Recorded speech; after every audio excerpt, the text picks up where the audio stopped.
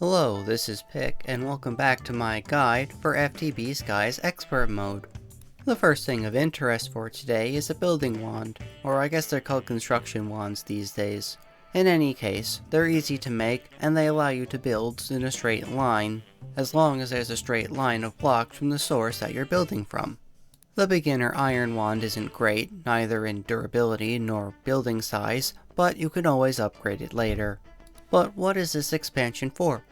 That's a good question. Using some dripstone and a fluid hopper provided in a quest reward, as well as some cauldrons, we can make a vanilla lava farm. It's not massive, so it's not like you're going to be having a massive supply of lava per minute from this thing, but as long as you don't take from it too often, you'll basically always have lava whenever you need it. Note that dripstone has to be underneath a solid block, which has to be underneath a lava source block, not flowing lava. Speaking of useful things from quest rewards, this auto hammer is going to automatically hammer things, as the name would imply. It will input from inventories on its right face and output to inventories on its left face.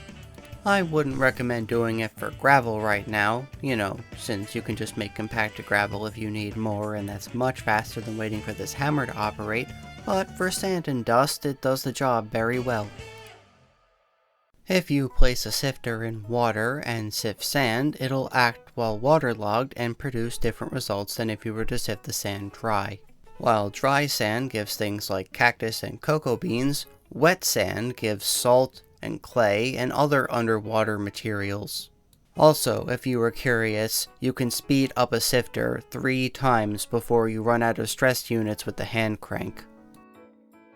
While I wait for some more lava to come in from the dripstone, I'm going to turn some andesite into other stone from occultism. This isn't going to be useful quite yet for occultism, but instead for the spirit mod. This single spirit fire will require a sort of setup around it, a structure that allows it to do higher tier recipes. I will be moving it at some point later in this video, but for right now I'm just going to build off of where it is currently. The first upgrade is going to require some soul powder, which you can make blocks out of, and that's just from putting glowstone in the soul fire, and you get 2 soul powder per glowstone, as you've seen before, and then simply place those orthogonally around the center soul sand, while you put the other stone on the corners to make a square. Then, by throwing some glass into this upgraded system, we'll get some soul glass. This is used for the next structure along with some other stone slabs. It's capable of making soul steel from iron plates, which is what we'll be using to make the final tier of structure. Now that I have another bucket of lava, I can make a bulk blasting setup, or at least a temporary one. Bulk blasting is essentially large-scale smelting. It's like the bulk haunting I did before, but this time using lava between the fan and the depot. Note that this does not work for recipes that are like food that go in the smoker, only for things that are regular furnace recipes. Any other items, such as food or unsmeltable items, will be burnt up, so be careful. One last note about the encased fan is that if it's rotating clockwise, it's pushing air, and if it's going counterclockwise, or anti-clockwise if you live in Europe or something, I don't know, it will pull the air instead. Since a loot bee just spawned, I should probably take care of that. If you look at the loot bee, you'll be able to claim a quest reward for a lead and a poppy, useful for keeping the bee from buzzing off as it would. If it manages to get over the edge of your island, there's a good chance it'll start wandering down into the void, where it would be stuck there forever, except it dies because of server commands. After holding onto it for a while, it will start to drop items. These items will run away from you, and you have to be careful that they don't go over the void. So, make sure they are getting pushed into a place where you can easily retrieve them, like a corner, or water, or what have you. The bee itself is also nice. I wouldn't recommend allowing it to get near a hive until it stops glowing, because otherwise it'll glow forever, and it doesn't actually do anything, but it's annoying. We'll also need some honey coming up, so it's best to get it now, and you'll probably run into one before you have to get honey in the first place. Well, looks like the water wheels broke. That's okay, I got a fair amount of use out of them, though I did forget to turn it off once. Oops. Well, since I have andesite alloy on me, I can repair them right now. Each andesite alloy as of version 1.1.0, I don't like dating this relative to the version number, but what are you gonna do? It will restore half of the durability of the water wheel each. So in my case, repairing them to full from completely broken would take 8 andesite alloy, as I have 4 water wheels. You'll want to haunt up a lot of blackstone right now. You're gonna need a bunch if you're gonna start working with the spirit mod. After you get a bunch of it, just chuck it in the soul fire and let it turn into soul slate. You'll need about a stack and a half.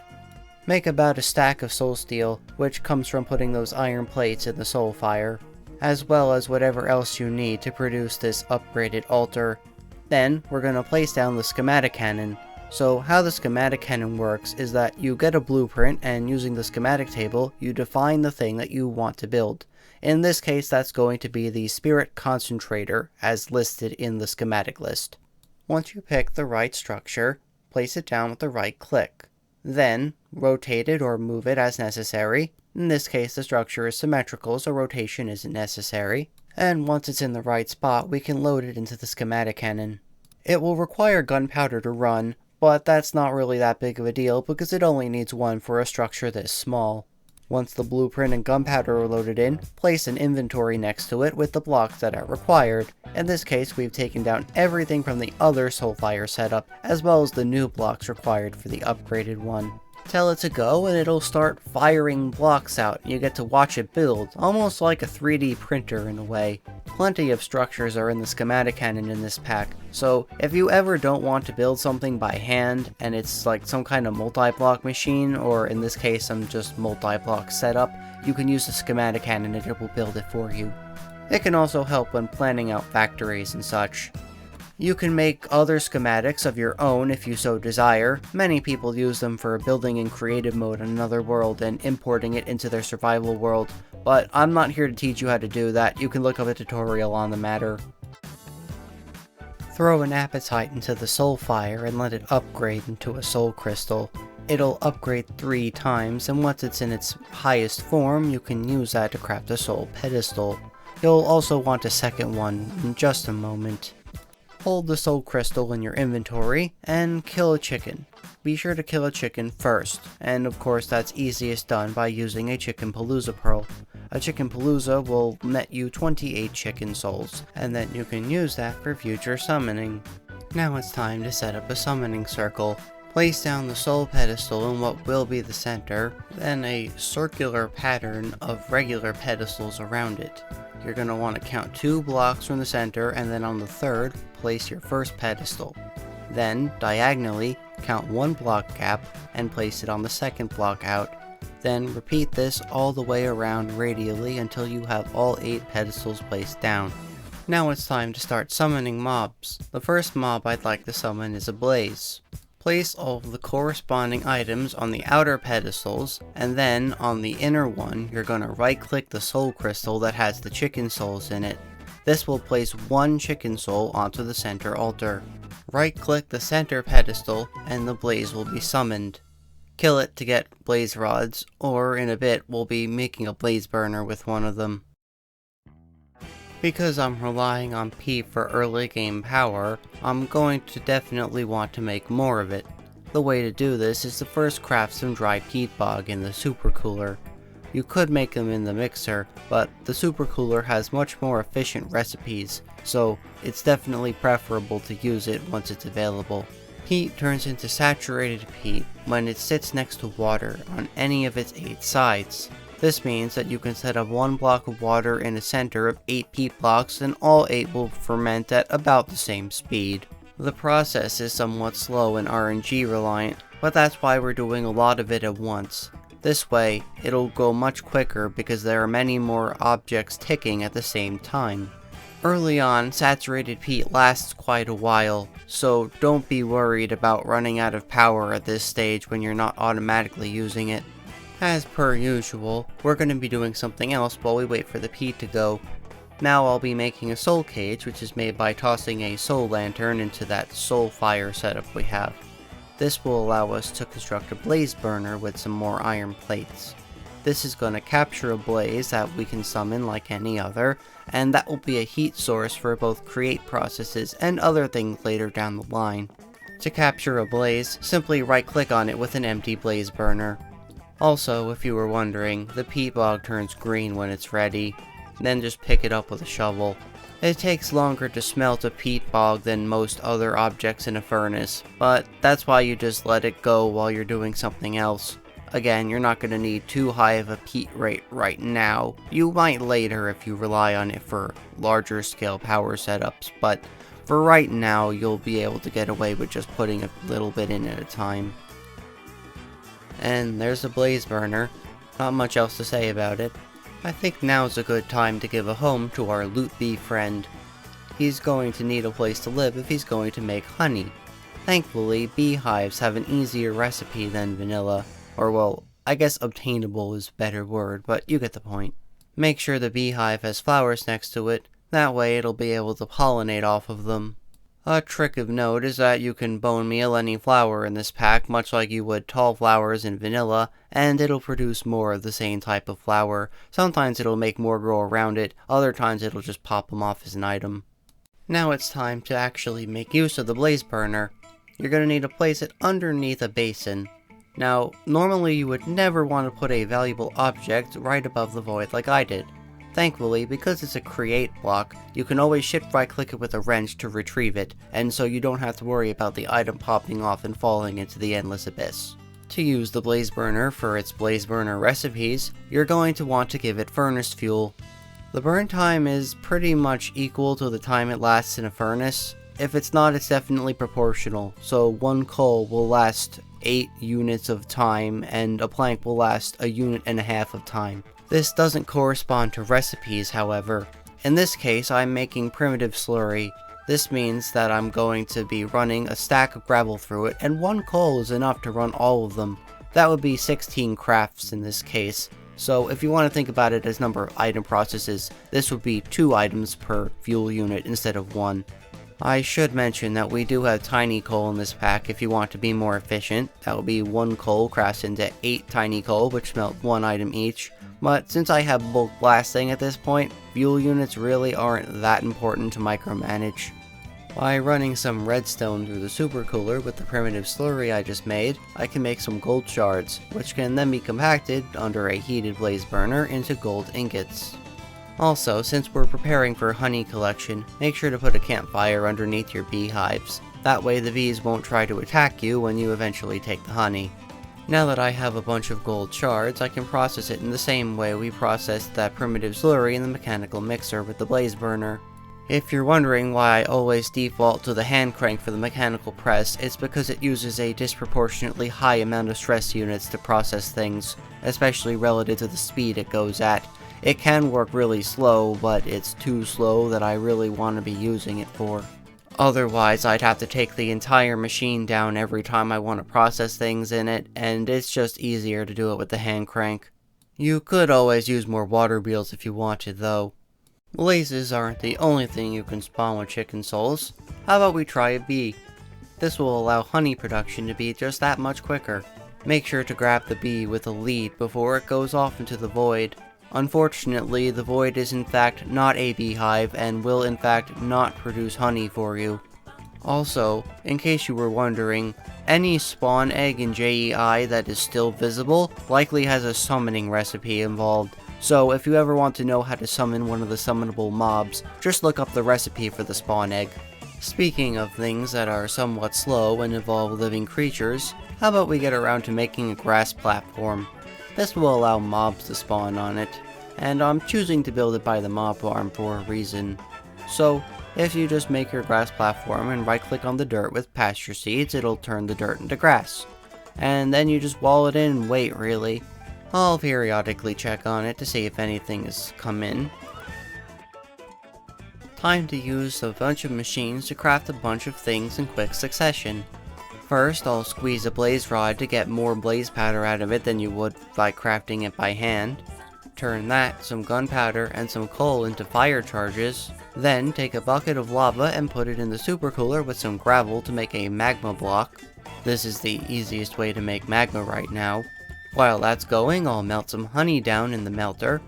You can right click on the melter with a mechanism tank to get out non-bucket amounts if you need to, and then empty the tank into the super cooler to put the honey in.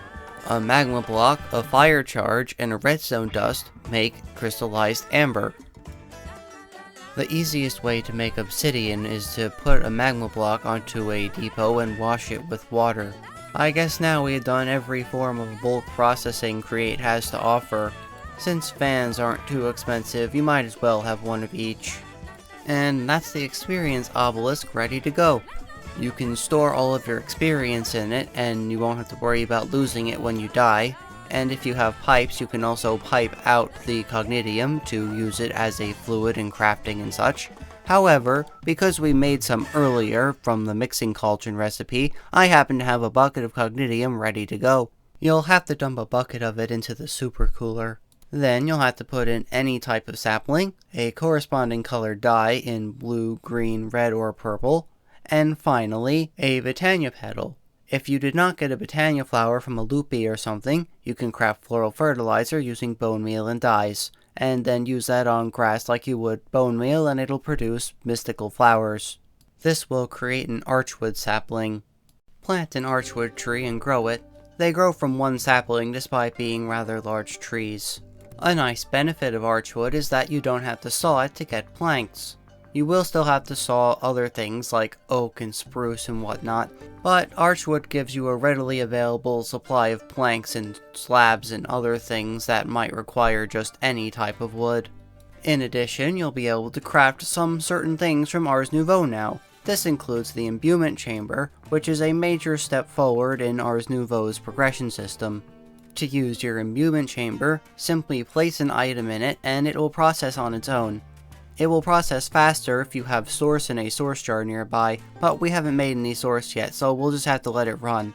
I would recommend making at least 2 of them, just to speed things along, as they're not very expensive in the first place. A reward we got for this quest was a rudimentary mob farm. Of course, you can build it with a Schematicannon like anything else, and you get all the rewards in an NPT data barrel which contains all of the content you'll require. This is a good time to demonstrate the ways you can modify the blueprint by rotating it or moving it all on the X, Y, or Z axes. You simply have to make sure you're scrolling in the direction that you're facing on that face.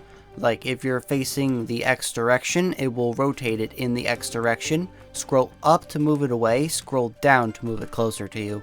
For up and down, you don't need to have a direction you're facing because it'll always go up if you scroll up and down if you scroll down. Now, since this mob farm contains dreadful dirt, and there is a brief period in which it can see the sky, you are going to want to do this at night, and I didn't realize it until I started doing it. Though, since most of you probably aren't playing with cheats enabled, or at least aren't abusing them, hopefully, don't cheat, or the pack devs will be met. Anyway, you can just take the dreadful dirt out of the barrel if you mess up. As long as you do it before then, you won't have any issues. I'd also recommend running away, because that dreadful dirt at night is going to spawn some mobs before you get a chance to have it finish and contain them. A slight error with this farm is that if the light on top is off, it will be dark enough on top of there for mobs to spawn, so just put a torch up there, and then it'll be lit all the time. Otherwise, to operate it, you just need to activate both levers. The top one turns the light on and off. If the light's on, no mobs will spawn. If the light's off, mobs will spawn. And then the bottom one activates the sticky piston. The sticky piston determines whether the gate is open or not. You can walk through the tinted ethereal glass to collect the items if there are no mobs in it, or if there are mobs that don't deal contact damage. Otherwise, you can open the gate with the piston and hit the mobs through it. You'll get quite the variety, all of your regular darkness mobs, and also these cave centipedes. They look a little scary, and they stick out of the mob farm, but if you can kill them, you can get some centipede legs, which makes some good leg armor. So I'd at least leave them enabled until that point. In the meantime, I also crafted up a Vitalic Sourcelink and some source jars. This is how we're going to start obtaining source in the beginning. The Vitalic Sourcelink is capable of getting source from killed mobs in the area, as well as baby mobs, encouraging them to grow. It fills the nearest source jar to it first, at least I'm pretty sure that's how it works. Oh, also, there might be a bugged light spot inside the spawner, so just make sure you place down some cobblestone near the front glass and it should fix the error. If you want to be sneaky, you can poke behind the glass and hit the mobs on the other side. Just make sure they don't kill you in the process. Some cows happen to spawn, so I moved the Vitalic Sourcelink over a little bit. This means it'll be able to attain source from the baby cows as well as anything I get from killing the mobs. You'll probably need more redstone at this point, so it's a good idea to kill witches at the witch pearl while also gaining source from your Sourcelink. The more you do multiple things at the same time, the less time you'll spend doing all these basic grinding endeavors. A wandering trader happened to spawn. His wares aren't exactly extensive, and they're basically always about the same every time, more or less, but I would at least definitely recommend getting some ender pearls and trading them for emeralds right now if you can afford it. If you can't, that's fine. You'll get more opportunities as time passes, but I would definitely try to do it as soon as possible. Also, he primarily trades in coins, much like all the other villagers. You're going to want to come back to him when you get access to metals like Invar. After a fair amount of crafting, I can finally make the arcane core and enchanting apparatus. I'm also going to make a number of pedestals right now. You don't need them yet, because you get a bunch as a quest reward, but I like having extra for later, and they're not that expensive either. In fact, this allows us to make ingots with the enchanting apparatus using source gems and various mob drops.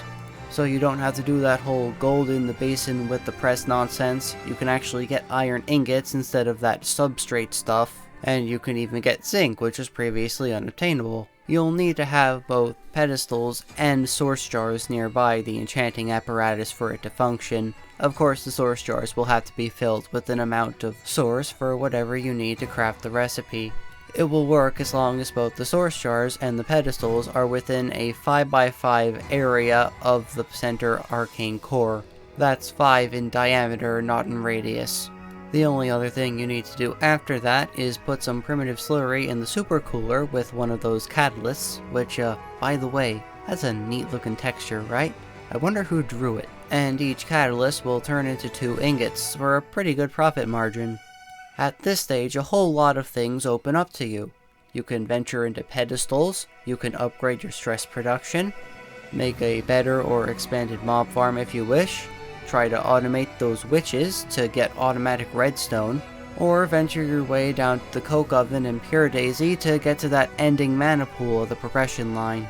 Personally, I'd recommend upgrading your infrastructure before anything, but sometimes rushing progression is a good thing as well. For example, you're going to need some creosote oil to make blast bricks, so maybe rushing the coke oven is a good idea. I think I'll go for pedestals first though, as it has some of the best rewards for pursuing that line in the immediate future.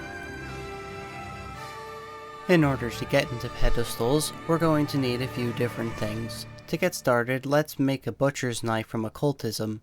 When killing a cow or a pig with the butcher's knife, it has a chance to drop tallow. This is going to be a crafting component. While we only need 1 to get started with the pedestals, it's still good to have a lot of them for later, as occultism itself requires quite a lot of it. Sometimes the imbuement chamber will require catalysts to craft the item you want. These are actually catalysts that don't get consumed. That's what a catalyst is, it doesn't get consumed. Yeah, I don't know why those iron and stuff catalysts are called catalysts when they're not catalysts, they get consumed, but what am I to know? I'm not a professional engineer or anything. Anyway, when you get recipes like this, you simply have to place the desired items on the pedestals around the imbuement chamber. You don't need 8 for anything, I don't believe, but I have 8 around there anyway. It's not bad to have a surplus of pedestals, especially if you want to make multiple imbuement chambers with different recipes on them. You could use source to speed this up, but I'm gonna leave them because I have other stuff to craft anyway.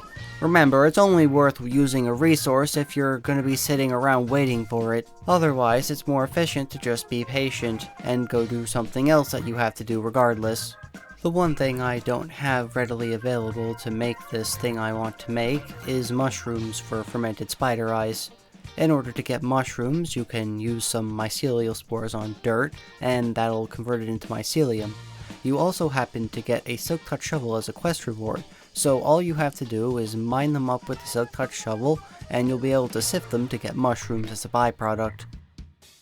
I also might as well grab a few more just by bone mealing a mushroom on mycelium and vein mining it. One last extra machine I need is a rolling mill.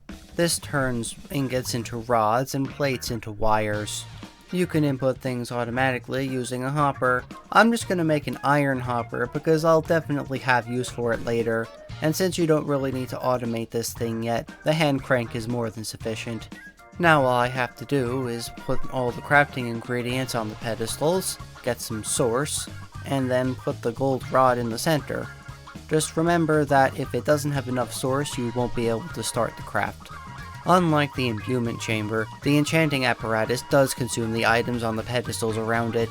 This is the main difference between it and the Imbuement chamber, the other being of course that it requires source as opposed to it just speeding up the crafting process. As a reminder, shards are primarily dropped from mobs at this stage in the game. Earth comes from zombies, fire from creepers, air from spiders, and water from slimes, or squids, or fish. There are many other sources, just check JEI. Using this linking tool, I can create an upgrade base. This is the main crafting component for all pedestal upgrades. And all it costs is a gold plate, so you're getting quite a lot out of just one gold ingot. After that, it's time to make some of the actual pedestals. They're pretty cheap, just requiring some stone and andesite alloy. The first upgrade I'd like to craft is the material generator. This is like a cobblestone generator, and a gravel generator, and a sand generator, and a dust generator, and a mushroom generator, and all sorts of other things, netherrack, everything, stone, you name it, it makes it. As long as it's within its recipe list, of course. Do note that because there is natural progressions that's a mod in this pack, you won't be getting andesite from andesite, you're gonna get andesite cobblestone from andesite, or well, polished andesite, but that's beside the point. You will need to smelt some of these blocks to make full use out of them. Because it does simulate breaking the block, if you put it on gravel it will also pick up flint unless you use a Silk Touch tool to break it. As for how you link pedestals together, you can use the linking tool on the destination and shift right click and then shift right click the sender, or if you use it as the backwards linking tool, by shift right clicking your linking tool in the air, you can go from sending to receiving. Pedestals can be interacted with like any inventory, or you could use an export or import upgrade if you want to just take care of that in the pedestal without pipes or hoppers or anything. Also, in the case of things like gravel, if your flint or gravel fills up, it will not produce the other, so make sure you're avoiding excess. Once you set up your drawer that handles the products from your pedestal, oh, and also make sure that you put on the material generator upgrade with your offhand onto the pedestal. You can put the export upgrade with your offhand onto the other pedestal, and it'll export from the pedestal to the drawer. Importing imports to the pedestal, exporting exports from the pedestal. This is also a good time to talk about fluid transporters, and I guess item transporters by extension, both from industrial foregoing. If you've used translocators from the days of old, they might look a little familiar to you. They send from transporters that have the nub pointing out, and send to ones that have the nub pointing in. In addition, they have to be within the same block space, but the transfer rate is fairly fast. I'm using it here to extract the Cognitium from the Experience Obelisk and putting it into this mechanism tank so that I can bucket it out. I'll probably put it back in later, but I'll get there when I get there. You can also right-click on them to set filter settings, which is very useful. By putting a bucket of Cognitium into the supercooler and some bottles in as well, I can get bottles of experience. Now, I was kind of lazy here and did a lot of chest hopping instead of actually, expanding my storage, but don't worry, the end result will be worth it. You'll need quite a number of books to do this, but as long as you're growing some sugar cane, and if you aren't, you can grow it with bone meal in this pack, as well as some leather, or if you were to use a knife on grass, you could put the plant fibers together to make canvas and make books that way. You just need to put all the components together on the Enchanting Apparatus to craft it. I am going to be a little lazy and use the gold chest that I got from the loot bee for this, but those aren't hard to craft because it's just iron plates and gold plates, both of which we already know how to make. You'll also need a fifth of a source jar, which isn't too bad to make as long as you fill it up with the Vitalic Sourcelink, and then the storage lectern itself is finished. There's just one more thing we need to make it work properly though. If you claim the other Archwood saplings from the quest reward for the Archwood sapling quest, you'll be able to grow all the other types of trees that you didn't make for the first one. Once you do that and obtain one of each sapling, as well as a flourishing Archwood log and 4 source gems, which you should have plenty of, you can make a Ritual of Awakening. This goes into a ritual pedestal, which is a separate pedestal. I'm just gonna mooch off of the imbuement chamber because like I said, you never need 8 items in that thing. Put the tablet into the pedestal, and then throw in some books and quills. I would recommend at least 2, maximum of 4. You shouldn't need more than that. Once you've thrown them in, activate it with a right click and you'll get 2 to 4 bookworm charms depending on how many you put in. These are what go on the storage lectern, so just right click them on the storage lectern and the little bookworms will spawn. Aren't they cute? You can also claim a Dominion wand from the R's section of the first chapter. To use the storage lectern, shift right click on the inventories you want to link to it, and then shift right click on the lectern itself. As long as you have enough bookworm capacity, you'll be able to handle a whole bunch of inventories. I don't recall the exact number, it's somewhere between 4 and 8, but that should be more than enough. What's great about the storage lectern is that it's like a basic applied energistics system. It's able to read the contents of all of the chests around that are connected to it, and then you can take anything out and put it back in. It doesn't have any of the advanced sophisticated priority stuff, but you know what, it does the job and that's all it needs to do really at the end of the day. So with that, we've made a lot of progress today. If there's anything before this point that I didn't get to that you'd like help with, let me know and I'll make sure to cover it in a future guide or in the comments section. So with that, this has been Pick, I'm glad to have seen you, and I hope to see you again.